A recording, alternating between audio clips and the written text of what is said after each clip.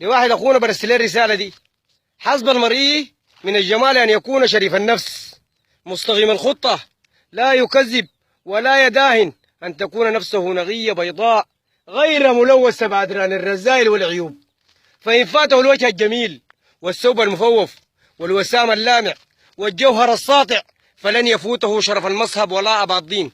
إن الجبهة العالية لا تحتاج إلى تاج يزينها، والصدر المملوء بالشرف والفضيلة لا ينقصه وسام يتلهلف فيه، فليفخر الفاخرون بما شاءوا من ذهبهم ومن فضتهم. كن بلسما إن صار ظهرك أرغمة، وحلاوة إن صار غيرك علغمة. الدنيا دي ما كل حاجة، واتذكرها كويس قصدك انت، ها عرفتها يا اخوي وصديقي ويشي.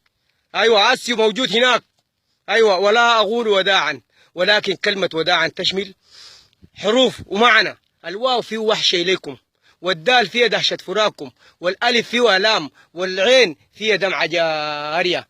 وداعا والسكون ساكن جوا الوجدان، والوجدان والصدر المملوء بالشرف والفضيلة. أيوة اتذكرها يا أبو نا.